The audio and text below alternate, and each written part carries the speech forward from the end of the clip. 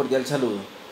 El día de hoy quiero hacerles unos breves comentarios acerca de una de las actividades que resulta problemática para muchos psicólogos forenses, especialmente para aquellos que recién inician en estas labores de carácter pericial. Asimismo, también resulta ser una de las cosas que más preocupan a muchos abogados. En tanto buscan que un dictamen pericial sea adecuadamente ratificado en un juicio.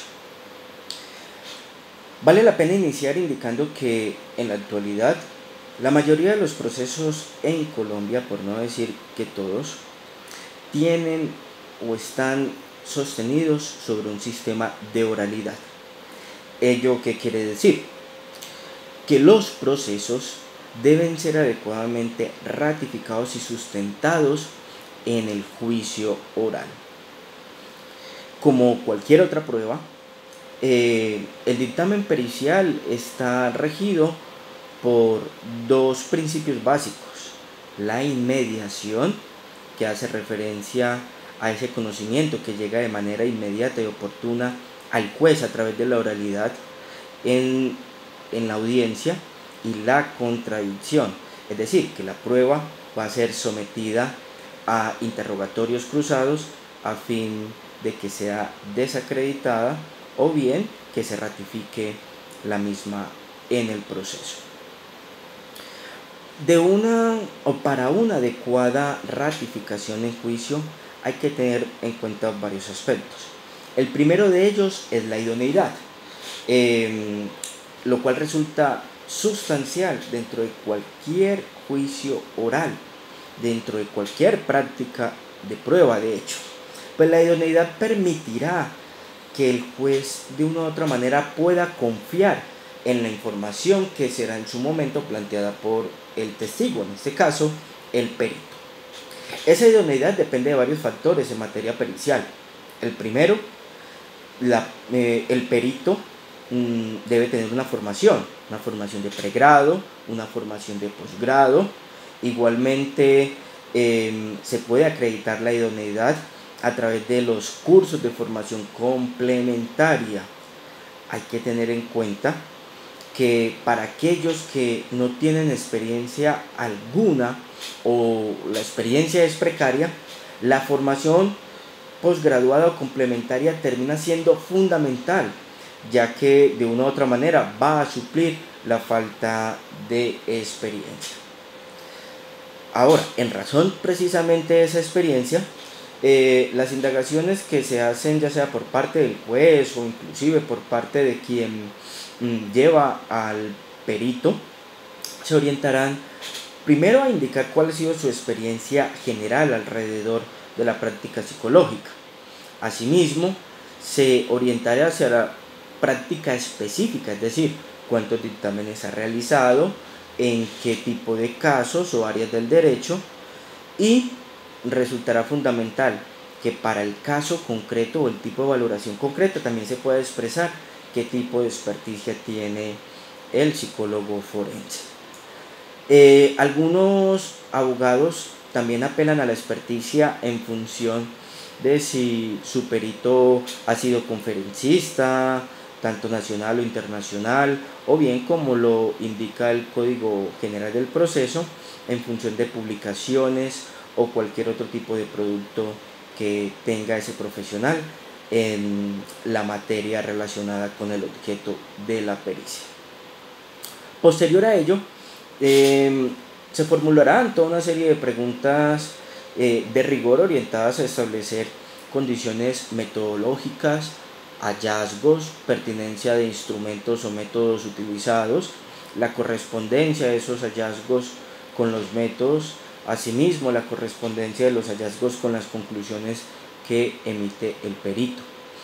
Aquí es importante tener en cuenta que si bien la parte que requiere la prueba guía al perito en función de sus preguntas, es el perito quien guía al juez en función del razonamiento lógico que constituye su análisis forense y sus respectivas conclusiones. en ese orden de ideas. Se precisa de un lenguaje sencillo, claro, que no debe perder rigor técnico, pero de una otra manera debe ser fácil de entender para el juez, quien es en últimas a quien se le va a proveer del conocimiento que constituye la experticia de la actividad pericial.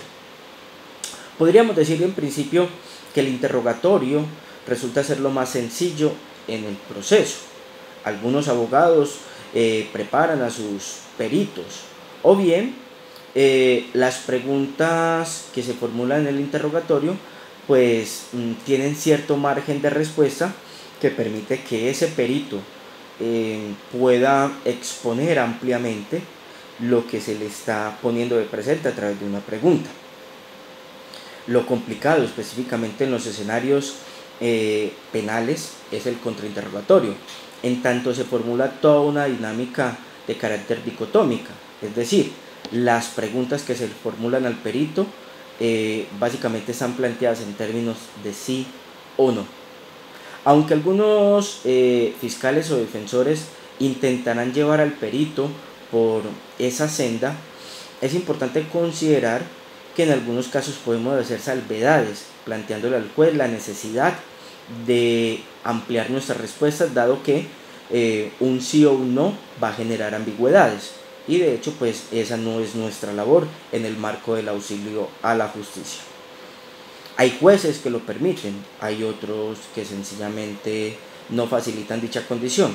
De allí que la tarea del abogado que nos lleva será estar atentos a aquellas situaciones que tal vez tienden a ser complejas para responder en términos de sí y no, de modo que ya sea en el redirecto o en la oportunidad que el despacho considere pertinente, se puedan hacer preguntas orientadas a esclarecer esos aspectos que tal vez han sido ambiguos en el marco de un contrainterrogatorio.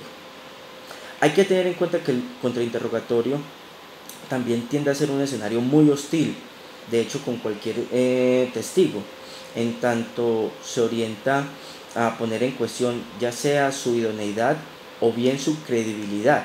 En este caso, en materia pericial, la credibilidad técnica o científica frente a los hallazgos o discusiones que se plantean en torno a la pericia. Hay que considerar que esa hostilidad no está dirigida como tal contra la humanidad del perito, es contra la función que cumple. De allí que es importante guardar total compostura frente a preguntas que puedan tener cierto carácter despectivo. Asimismo, estar muy atentos a cualquier tipo de pregunta de carácter capciosa, especulativo o demás, en la medida en que esas preguntas tienden a confundir el mensaje que se le intenta llevar al juez. Debemos tener en cuenta que nuestro deber no es con las partes, es con la justicia. De allí que la atención que debe tener el perito y toda su compostura en términos comportamentales debe ser impecable para que ese juez, de una u otra manera, pueda observar la rigurosidad científica con la cual realizamos nuestra labor pericial y asimismo pueda evaluar nuestra neutralidad frente al concepto que emitimos. Espero que las notas de hoy sean de provecho no solo para todos aquellos psicólogos que recién inician esta actividad, sino también para aquellos que en función de las experiencias también tenemos la posibilidad de legitimar errores. La experiencia que genera la responsabilidad de revisarnos constantemente, no solo frente a nuestro ejercicio de evaluación, sino la forma en que dicho ejercicio es respaldado a través de la sustentación en juicio. Hasta una próxima ocasión.